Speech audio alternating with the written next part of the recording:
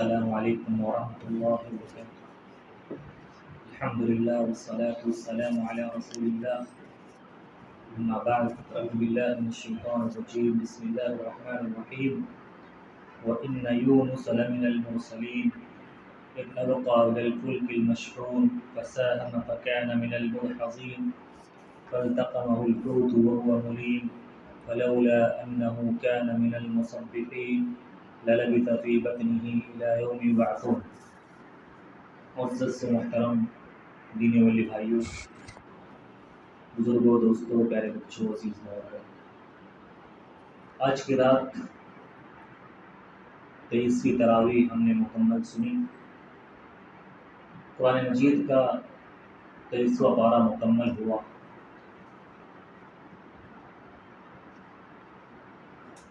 درس کے لیے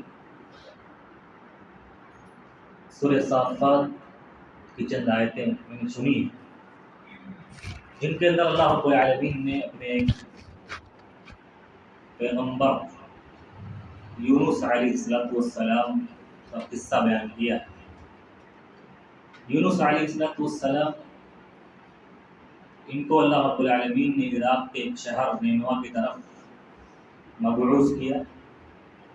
انہوں نے اپنی قوم کو دعوت دی، قوم نے ایمان لانے سے منع کر دیا، یہاں تک کہ یہ قوم سے ناراض ہو کر اور قوم کو عذاب کی دھمکی دے کر چلے گئے۔ ان کے جانے کے بعد قوم نے جب عذاب کے آثار دیکھے کہ عذاب آنے والا ہے، یونس دھمکی دے کے گیا ہے، تو ایک چٹیل میدان میں جمع ہوئے اور سب کے سب اللہ کے سامنے سجدہ ریز ہو گئے اور اللہ رب العالمین سے معافی مانگی، توبہ کی۔ اللہ نے ان کی توبہ قبول کر لی۔ یونس علیہ السلام اپنی قوم کو چھوڑ کر جا چکے تھے اور اللہ کے حکم کے بغیر اپنی قوم سے ناراض ہو کر گئے تھے۔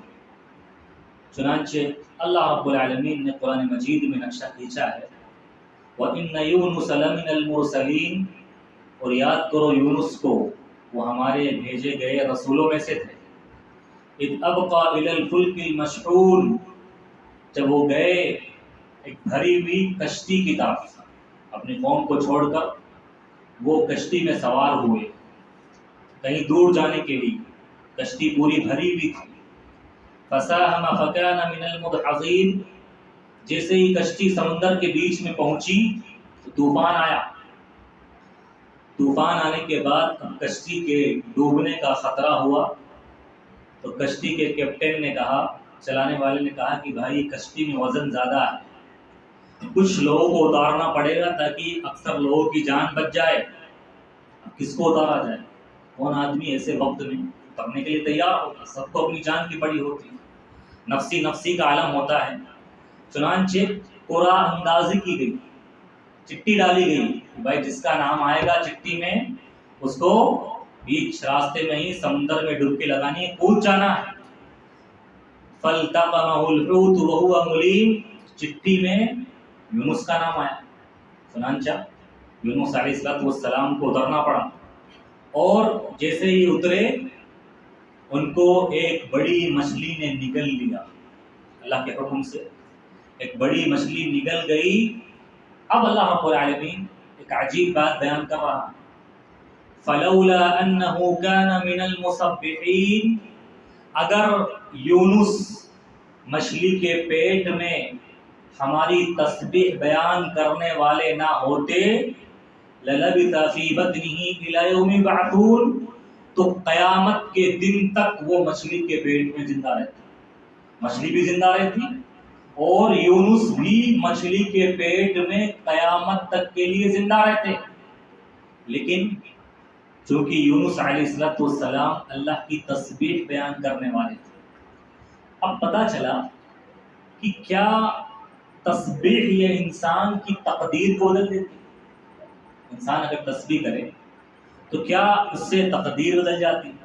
اللہ نے کہا کہ اگر یونس تسبیح بیان نہ کرتے تو مچھلی کے پیٹ میں قیامت کے دن تک رہتے۔ میرے بھائیو، یہ تسبیح کا پاور کیا ہے، کیا طاقت ہے اس کے اندر؟ سب سے پہلے ہم سمجھتے ہیں تسبیح کسے کہتے ہیں۔ تسبیح کا مطلب ہوتا ہے ہم اپنی زبان سے اللہ کی پاکی بیان کریں کہ اللہ ہر عیب سے پاک ہے، اللہ ہر نقص سے پاک ہے، اللہ ہر برائی سے پاک ہے، اللہ مخلوق کی مشابہت سے پاک ہے۔ اللہ پاک ہے اس بات سے کہ اللہ کی کوئی اولاد ہو، اللہ کسی کا محتاج ہو، اللہ کو بیوی کی ضرورت ہو، اللہ کو ماں باپ کی ضرورت ہو، اللہ کو کھانے پینے کی ضرورت ہو، اللہ کو سونے اور جاگنے کی ضرورت ہو، اور اللہ کو دوسری ضروریات کی ضرورت ہو۔ اللہ ان تمام عیوب سے اور نقائص سے پاک ذات ہے، اسے کسی کی ضرورت نہیں۔ تو تسبیح کا مطلب ہوتا ہے جب بھی ہم کہتے ہیں نا سبحان اللہ، اللہ پاک ہے، یعنی اللہ تمام قسم کے عیب سے اور نقص سے پاک ہے۔ اللہ کی ذات میں کوئی نقص نہیں ہے، کوئی عیب نہیں ہے، کوئی کمی نہیں ہے۔ اللہ پاک سے، اللہ نقائص سے، عیوب سے، کمیوں سے، خامیوں سے پاک ذات ہے۔ تو اس تسبیح کا پاور کیا ہے؟ اس کا پاور سمجھنے کی ضرورت ہے کہ جس کے بارے میں اللہ نے کہا کہ یونس کی تسبیح کی وجہ سے ہم نے یونس کی تقدیر بدل ڈالی۔ اگر یونس تسبیح بیان نہ کرتے تو مچھلی کے پیٹ میں رہتے قیامت تک۔ تسبیح ہے کیا چیز ہے؟ کیا چیز ہے؟ اللہ رب العالمین نے سورہ انبیاء کے اندر ایک اور جگہ یونس کے واقعے کی طرف اشارہ کرتے ہوئے اشارہ فرمایا فَنَادَى فِي الظُّلُمَاتِ أَن لَّا إِلَٰهَ إِلَّا أَنتَ سُبْحَانَكَ إِنِّي كُنتُ مِنَ الظَّالِمِينَ۔ یونس چلے گئے، اندھیروں میں چلے گئے، اندھیروں میں، تاریکیوں میں۔ ایک تو سمندر کا اندھیرا، ایک مچھلی کے پیٹ کا اندھیرا، ایک رات کے اندر اندھیرا، تاریکیوں میں، اندھیروں میں چلے گئے۔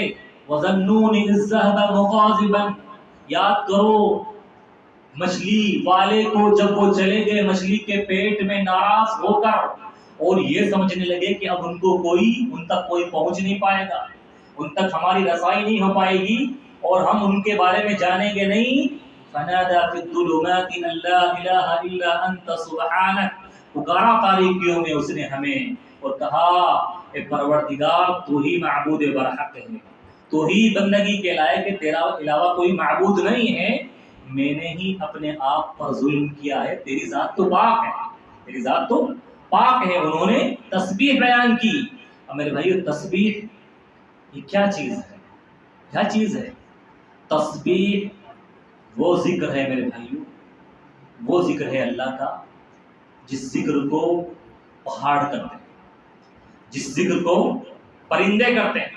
اللہ رب العالمین نے قرآن مجید کے اندر ارشاد فرمایا وَسَخَّرْنَا مَعَهُ دَاوُودَ الْجِبَالَ يُسَبِّحْنَ وَالطَّيْرَ، داؤد کے لیے ہم نے پہاڑوں کو مسخر کر دیا، پہاڑوں کے تابع داؤد کے تابع پہاڑوں کو کر دیا اور پرندوں کو کر دیا۔ یہ تسبیح بیان کرتے تھے پہاڑ اور پرندے، داؤد کے ساتھ اللہ کی تسبیح اور پاکی بیان کرتے تھے۔ یہ تسبیح کیا چیز ہے؟ تسبیح یہ تمام مخلوقات کا ذکر ہے۔ تمام مخلوقات کیسے اللہ کی بندگی کرتے ہیں؟ وہ اللہ کی تسبیح اور پاکی بیان کرتے ہیں۔ اللہ نے کہا أَلَمْ تَرَ أَنَّ اللَّهَ يُسَبِّحُ لَهُ مَن فِي السَّمَاوَاتِ وَالْأَرْضِ، کیا تم دیکھتے نہیں ہو زمین و آسمان کی ساری چیزیں یہ اللہ کی تسبیح بیان کرتی ہے، اللہ کی پاکی بیان کرتی ہے۔ تسبیح وہ ذکر ہے کہ جس کا حکم اللہ تعالیٰ نے اپنے انبیاء کرام کو دیا۔ آپ دیکھیے اللہ کے نبی صلی اللہ علیہ وسلم کو قرآن مجید میں جگہ جگہ اللہ نے تسبیح بیان کرنے کا حکم دیا۔ کہیں فرمایا فَسَبِّحْ بِحَمْدِ رَبِّكَ وَكُن مِّنَ السَّاجِدِينَ، اے نبی پاک صلی اللہ علیہ وسلم آپ اپنے رب کی تسبیح اور پاکی بیان کیجئے اور سجدہ کرنے والے میں سے ہو جائیے۔ اس تسبیح کا حکم اللہ تعالیٰ نے انبیاء کرام کو دیا۔ چنانچہ اللہ تعالیٰ زکریا علیہ السلام کے بارے میں ذکر کرتے ہوئے ارشاد فرماتا ہے کہ جب زکریا نے دیکھا مریم کے پاس بے موسم پھل آ رہے ہیں، بے موسم پھل آ رہے ہیں، جس پھل کا موسم نہیں ہے، اللہ تعالیٰ مریم کو وہ پھل کھلا رہا ہے۔ گئے اپنی قوم کے پاس محراب سے نکل کر، زکریا مریم جہاں رہتی تھی وہاں سے نکل کر گئے اور پکارا اپنی قوم کو، کہا فخرج على قومه من المحراب فأوحى إليهم أن سبحوا بكرة وعشيا، گئے زکریا علیہ السلام محراب سے نکل کر اپنی قوم کے پاس اور کہا اے قوم والو صبح شام اللہ کی تسبیح اور پاکی بیان کرو. یہ تسبیح وہ ذکر ہے میرے بھائیوں کہ موسیٰ علیہ السلام کو جب اللہ نے کہا کہ اے موسیٰ جاؤ فرعون کی طرف اور اس کو دین کی دعوت دو، اسے بلاؤ میرے دین کی طرف، توحید کی طرف بلاؤ. یہ فرعون بڑا ظالم ہو گیا ہے، بڑا زمین میں فساد برپا کر رہا ہے. تو موسیٰ نے کہا کہ اے میرے رب ایسا کر مجھے میرا کوئی ہیلپر دے دے، میرے ساتھ کسی ایک اور کو بھیج دے، مجھے کسی کی تائید حاصل ہو جائے، ایک اور کو میرے لیے میرے ساتھ بھیجنے کے لیے تو ریڈی کر دے. فرمایا وَاجْعَلْ لِي وَزِيرًا مِّنْ أَهْلِي هَارُونَ أَخِي، کہ میرا ایک کسی کو وزیر بنا دے اور ہارون کو میرے ساتھ بھیج دے. ہارون ان کے بھائی تھے، چھوٹے بھائی تھے. اور فرما رہے ہیں اشرکہ فی امری، تاکہ وہ بھی وہی کام کرے جو میں کروں. کئی نسبحک کثیرا ونذکرک کثیرا، اور اس لیے بھی بھیج دے کہ ہم دونوں مل کر، میں اور ہارون مل کر اللہ کی تسبیح بیان کریں گے، اللہ کا ذکر کریں گے. تو یہاں موسیٰ ہارون کا ساتھ مانگ رہے ہیں اس وجہ سے بھی کہ میں اور ہارون مل کر اللہ کی تسبیح بیان کریں گے. اگر میں تسبیح سے چوکا تو ہارون مجھے یاد دلائے گا، اور ہارون اگر بھولا تو میں ہارون کو یاد دلاؤں گا، اور دونوں مل کر اللہ کی تسبیح بیان کریں گے. یہ تسبیح اہل جنت کا ذکر ہے. اہل جنت میں جانے کے بعد دوسری عبادتیں نہیں کریں گے. جنت کے اندر اس طرح سے روزے، نمازیں، حج اور دوسری عبادت نہیں ہوگی. جنت کے اندر ایک عبادت ہوگی، یہی تسبیح کی عبادت، کہ اہل جنت ہمیشہ اللہ کی پاکی بیان کریں گے، اللہ کی تسبیح بیان کریں گے، سبحان اللہ کہیں گے اور اللہ کو یاد کرتے رہیں گے. اس طرح سے اللہ نے فرمایا دعواہم فیہا سبحانک. جنت میں جانے کے بعد جنتی صرف اور صرف ایک ذکر کریں گے کہ اللہ کی تسبیح بیان کریں گے. یہ تسبیح میرے بھائیوں کون سی چیزیں پتہ، کیا فضیلت ہے اس کی، کیا پاور ہے. میں نے اور آپ نے کتنی اپنی زندگی ایسے ہی گزار دی اور اس کے اندر اللہ کی تسبیح بیان نہیں کی. اللہ تعالیٰ کہتا ہے اگر دنیا میں کسی کو خوش رہنا ہے، خوشحال زندگی چاہیے، ایسی زندگی چاہیے کہ انسان ہمیشہ خوش رہے، ہیپینس والی زندگی، کبھی اس کی زندگی میں غم نہ آئے، پریشانی نہ آئے، تو اللہ نے اس نفس کے سکون کے لیے اور نفس کو خوشحال رکھنے کے لیے کوئی ذکر، کوئی دعا، کوئی نسخہ اور کوئی علاج بتایا ہے. وہ صرف اور صرف اللہ رب العالمین کی تسبیح ہے. کیا فرمایا اللہ تعالیٰ نے؟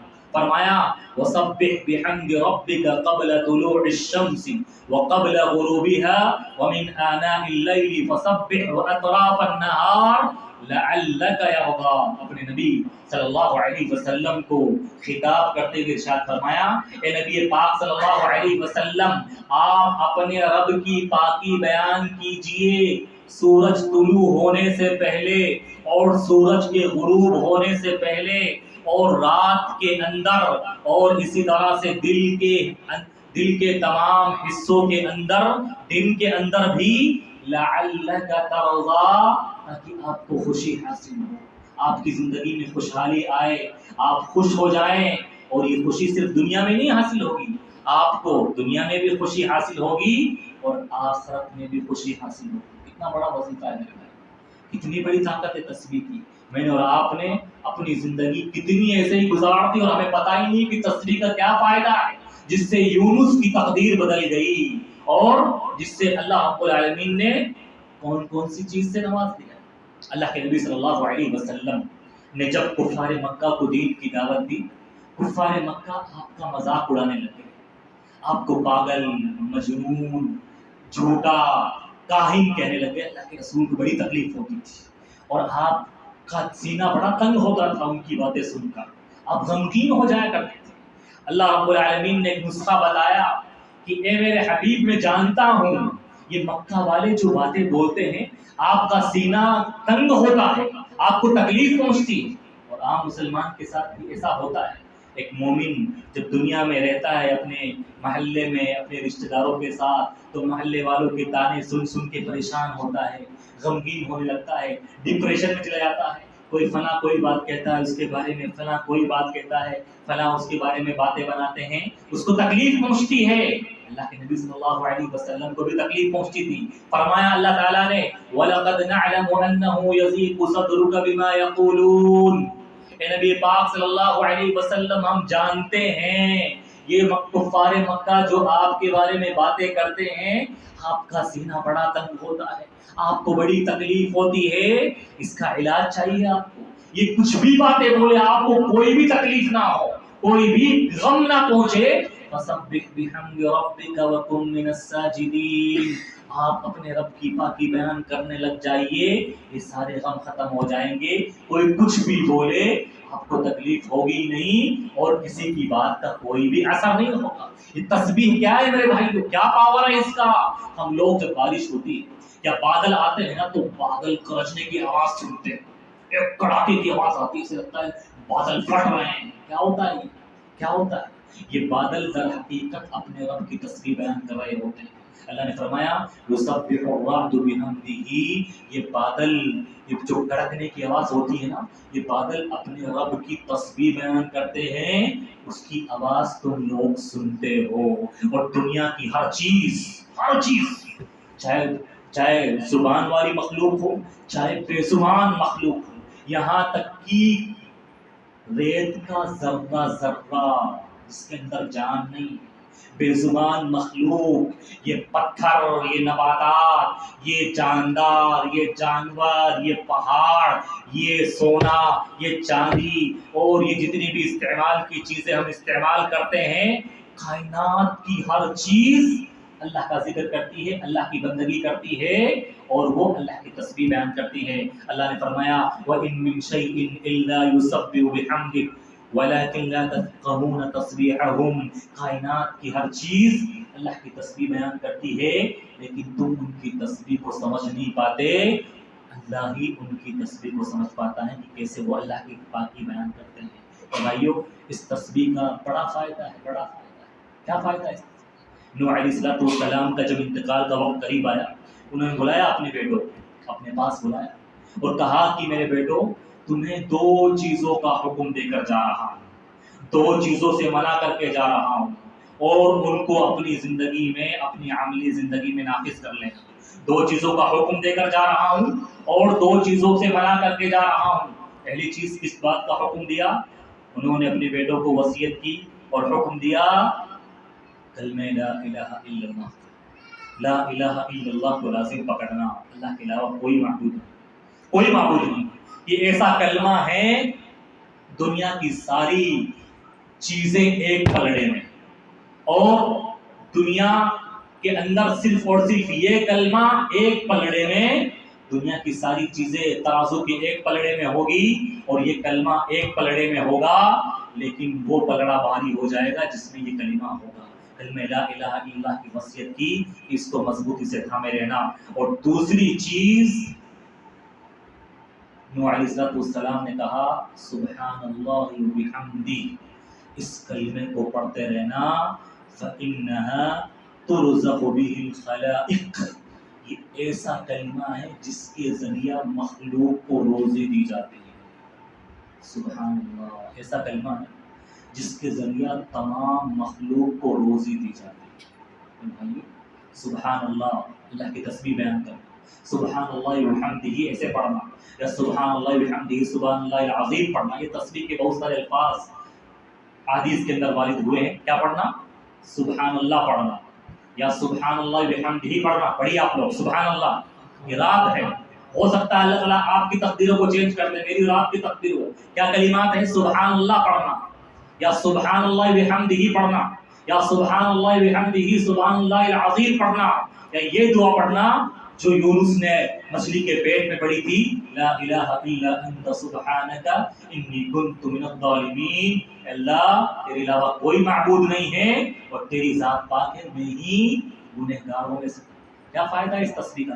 کیا فائدہ ہے؟ اللہ کے رسول صلی اللہ علیہ وسلم نے ارشاد فرمایا جو صبح کے وقت 100 مرتبہ سبحان اللہ وبحمدہ پڑھتا ہے، اس کے سارے گناہ معاف ہو جاتے ہیں، یہاں تک کہ سمندر کے جھاگ کے برابر کیوں، سمندر کے جھاگ کے برابر کیوں نہ ہو۔ جو شام میں 100 مرتبہ پڑھتا ہے سبحان اللہ بحمدی تو اس کے سارے گناہ معاف ہو جاتے ہیں، یہاں تک کہ سمندر کے جھاگ کے برابر گناہ کیوں نہ ہو۔ اور ایک حدیث کے اندر فرمایا جو سبحان اللہ بحمدہ پڑھ لیتا ہے دن کے اندر 100 مرتبہ، کل قیامت کے دن ایسی حالت میں آئے گا کہ اس کے برابر کسی کا بھی عمل نہیں ہوگا، اس کے برابر کسی کا بھی عمل نہیں ہوگا مگر وہ شخص جس نے 100 سے زیادہ مرتبہ پڑھا ہو۔ کتنی بڑی فضیلت ہے، کتنی بڑی فضیلت ہے۔ اور بخاری کی سب سے آخری روایت، بخاری کی سب سے آخری حدیث کون سی ہے؟ کون سی حدیث ہے؟ اللہ کے رسول صلی اللہ علیہ وسلم فرمایا کلمتان ثقیلتان فی المیزان خفیفتان علی اللسان، دو کلمے ایسے ہیں جو زبان پر بڑے ہی ہلکے ہیں، زبان سے ادا کرنا بڑا آسان ہے، لیکن میزان کے اندر انسان کے نام اعمال کو بالکل بھاری کرنے والے ہیں۔ کل قیامت کے دن جب انسان کے نام اعمال ترازو کے اندر اللہ تعالیٰ تولے گا تو اس کے نام اعمال کے ترازو کو بھاری کرنے والے کلمے ہوں گے حبیبتان الی الرحمن، اور اللہ کو بہت محبوب ہے وہ کلمے، بڑے پیارے ہیں۔ کون سے ہیں؟ سبحان اللہ بحمدہ سبحان اللہ العظیم، کہ میں اللہ کی پاکی بیان کرتا ہوں اس کی تعریف کے ساتھ اور اس کی عظمت بیان کرتا ہوں۔ اے بھائیو، انسان کو اگر خوشحالی چاہیے، اگر انسان کو دنیا میں معجزہ چاہیے، اپنی زندگی میں تبدیلی چاہیے، اس ذکر کو اپنی زندگی کا معمول بنا کر دیکھیں، چلتے پھرتے اٹھتے بیٹھتے سبحان اللہ سبحان اللہ بحمدہ سبحان اللہ سبحان رب العظیم سبحان رب العلی لا الہ الا انت سبحانک انی کنت من الظالمین، سبحان اللہ بحمدہ سبحان اللہ العظیم سبحان اللہ العظیم بحمدہ، یہ تسبیح کے بہت سارے کلمات ہیں، انسان پڑھے اور اس کی زندگی میں خوشحالی کس طرح سے آتی ہے نوٹ کرے۔ درس زیادہ لمبا ہو گیا ہے، میں نہیں چاہتا تھا کہ درس لمبا ہو، لیکن اس کلمے کی عظمت بیان کرنا میں چاہتا تھا۔ یہ کلمہ بڑا عظیم ہے، یہ تسبیح بڑی عظیم ہے اور بڑی قوت اور طاقت والی چیز ہے، بڑی پاور والی چیز ہے، اور انسان کو زیادہ محنت بھی نہیں کرنی پڑتی، نہ کوئی زیادہ تھکان ہوتی ہے، نہ پیسہ خرچ کرنا ہے، صرف زبان کو حرکت دینا ہے اور اللہ کی تعریف بیان کرنی ہے۔ تو آج رات ہو سکتا ہے شب قدر کی رات ہو، اللہ کو یہ تسبیح بڑی پیاری ہے، اللہ اس سے بہت نوازتا ہے، گناہوں کو معاف کرتا ہے، اور آدمی خالی بیٹھا رہے تو سبحان اللہ ہی پڑھتا ہے، سبحان اللہ بحمدہ ہی پڑھتا ہے، سبحان رب العظیم ہی پڑھتا ہے، سبحان رب العلیٰ پڑھتا ہے، لا الہ الا انت سبحانک انی کنت من الظالمین پڑھتا رہے۔ اللہ تعالیٰ سے دعا ہے اللہ تعالیٰ ہمیں ہر حال میں تسبیح کرنے والا بنائے، اپنی پاکی بیان کرنے والا بنائے۔ اللہ تعالیٰ اس رات کے اندر ہمارے گناہوں کو بخش دے، اللہ تعالیٰ ہمیں جہنم سے آزاد کر دے۔ اللہ تعالیٰ ہم نے جو بھی ٹوٹی پھوٹی باتیں کی ہے، ہم تیری عبادتوں کا حق ادا نہیں کر سکتے، ہم مظلوم، ہم ظلم کرنے والے ہیں، ہم گنہگار ہیں، خطا کار ہیں، لیکن اے اللہ تعالیٰ تیری رحمت سے مایوس نہیں ہے، تو غفور الرحیم ہے، تو بخشنے والا ہے۔ آج کی رات آج تو ہمیں بخش دے، ہمیں بخشش کا پروانہ سنا دے۔ آج کی رات اگر شب قدر کی رات ہے، اللہ تعالیٰ فیصلوں کی رات ہے، اس دن اس رات کو تو سال کے سارے فیصلے فرماتا ہے۔ اللہ تعالیٰ ہمارے حق میں جتنے بھی فیصلے فرمائے اچھے فیصلے فرمانا، ہمارے حق میں یہ فیصلہ کرنا کہ آج کی رات گزرنے کے پہلے تو ہمیں جہنم سے آزاد کر دینا۔ اللہ جو پریشان ہیں اللہ تعالیٰ اس رات کے گزرنے سے پہلے ان کی پریشانی کو دور کر دینا۔ اللہ جو مقروض ہے اس رات کے گزرنے سے پہلے ان کے قرض کی ادائیگی کی سبیل پیدا کر دینا۔